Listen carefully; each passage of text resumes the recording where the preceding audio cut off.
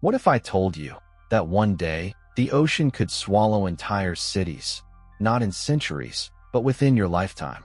Not from a war, not from a weapon, but from something melting in silence. Right now, deep in the frozen corners of our planet, ancient ice is vanishing, and with it, the delicate balance that has kept sea levels steady for thousands of years. If every glacier on Earth were to melt, over 70% of the world's major cities would disappear beneath the waves. New York, Tokyo, London, gone. But that's just the surface of the disaster. Beneath lies something far worse. A chain reaction we can't stop once it starts. You think you're safe on high ground? Think again.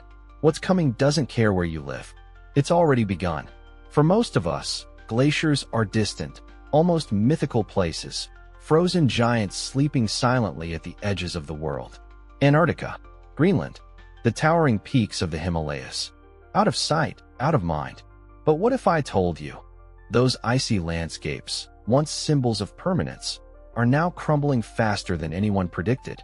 Today, over 10% of Earth's land surface is covered in glacial ice.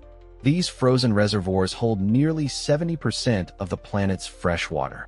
But with every passing year, that number is shrinking, not slowly, but rapidly, alarmingly.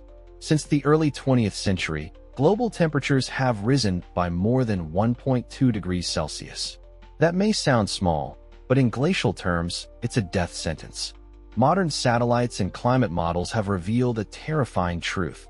Glaciers that once took millennia to form are now melting within decades. Entire ice shelves are breaking off into the ocean. Sea levels are rising, quietly, steadily, like water filling a bathtub. But here's where it gets even more unsettling. It's not just about rising seas. Glaciers act like the planet's natural air conditioners.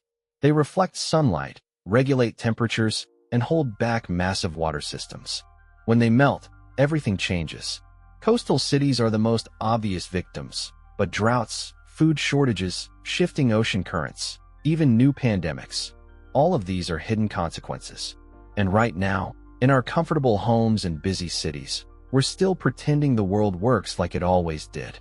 That tomorrow will look like today. But the truth is, it won't. This isn't just about climate. It's about survival. And we're standing on the edge, barely aware that the ground beneath us is already starting to sink. It started long before anyone noticed. Before the satellite images, before the warnings, before the world began to sweat. The first signs were small. A glacier in Alaska retreating a few meters, a crack forming deep within the Antarctic shelf. Scientists observed, but few truly understood what it meant. The turning point came in the late 20th century, when climatologists began comparing historical ice core samples. What they found sent a chill through the scientific world. Trapped inside those cores, layers of air dating back hundreds of thousands of years, were signs of something deeply unnatural. Carbon dioxide levels were rising at a rate never before seen in Earth's history, and with them, global temperatures. At first, the changes were subtle, but by the early 2000s, a pattern had emerged. Glaciers that had remained stable for millennia were retreating, and not just in remote polar regions. The Alps, the Andes, the Himalayas, all began losing mass. By the 2010s, entire communities in places like Peru and Nepal found their water supplies dwindling, as the glaciers they relied on began to vanish. Meanwhile, in Greenland and West Antarctica, things were much worse. Massive ice shelves, some the size of small countries, began to collapse. Not crack, not melt, but shatter. And still, the world moved forward, distracted by politics, by screens, by the illusion of normalcy. But beneath the surface, under thousands of feet of ancient ice, a quiet catastrophe had been set in motion, one that couldn't be reversed. The glaciers were never just frozen water. They were locks, holding back a force far greater than we imagined. And now, those locks were breaking, one by one. By now, over 95% of the world's glaciers are retreating. Not shrinking, retreating, as if the ice itself is fleeing something. Every year, we lose over 270 billion tons of glacial ice. That's enough to flood the entire state of California under more than a meter of water every single year.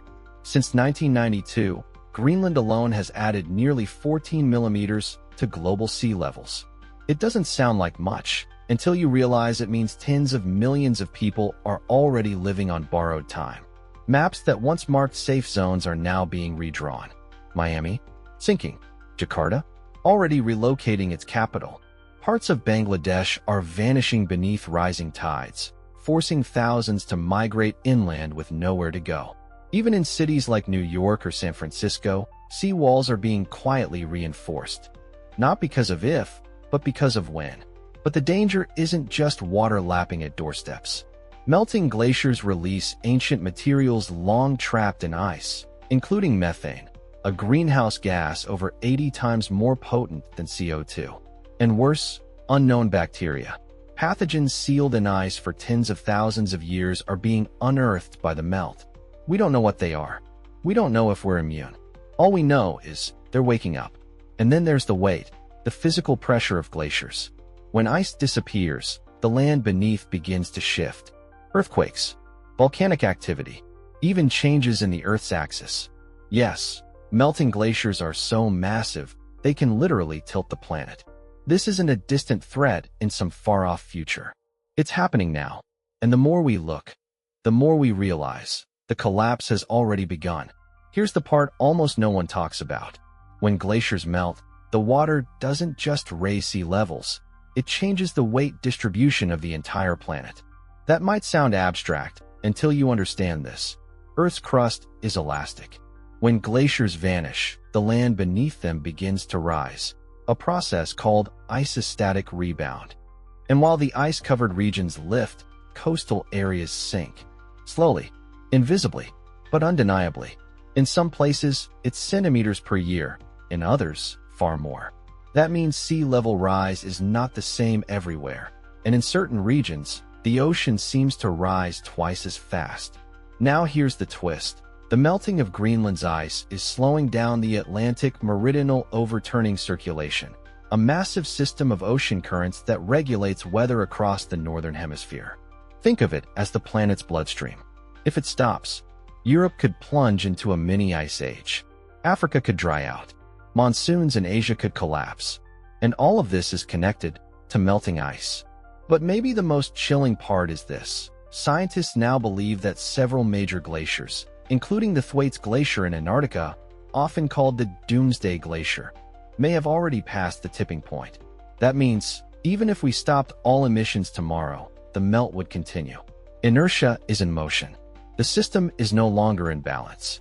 So the real question is no longer, can we stop it? It's how fast and how far will it go? And if that sounds terrifying, it should. Because nature doesn't negotiate. And physics doesn't care what we believe. Today, scientists are no longer guessing. They're measuring with a level of precision that would have been impossible just decades ago. Using satellite systems like NASA's GRACE and ICESat missions, researchers can now track the exact mass loss of glaciers in real time.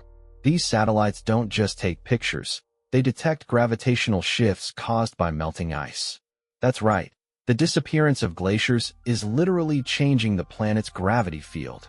Ground-penetrating radar, climate modeling supercomputers, and deep ice core drills have turned Earth's most remote, hostile environments into data-rich laboratories. And what this data shows is sobering. In West Antarctica, massive ice shelves like Larsen C and Thwaites are fracturing from below, where warm ocean currents are eating them away invisibly. In Greenland, drones and autonomous submersibles are mapping hidden melt channels beneath the ice, revealing networks of water that act like conveyor belts, accelerating collapse.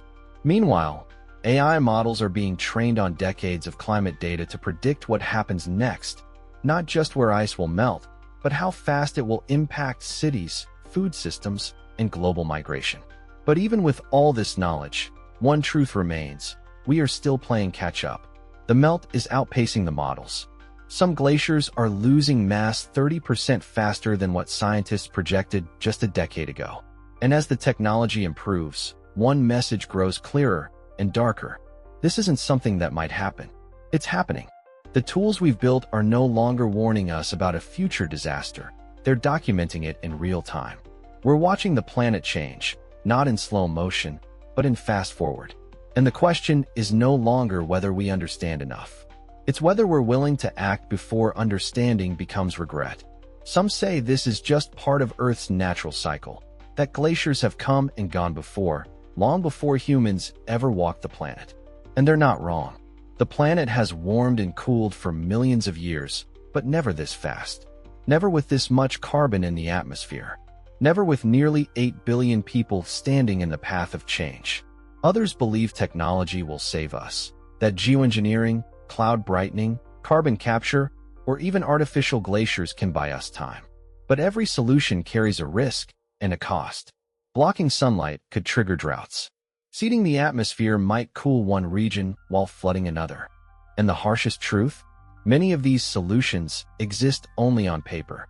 Meanwhile, another theory is emerging, more controversial, more unsettling.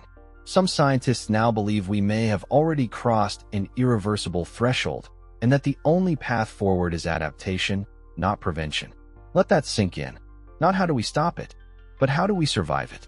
What cities do we abandon? What coastlines do we surrender? What happens to the billions of people who can't afford to move? The debate isn't just scientific, it's moral. Because while the wealthiest nations discuss adaptation, the poorest are already drowning. Climate migration is no longer theory, it's reality. Families are being displaced. Cultures erased. And still we argue.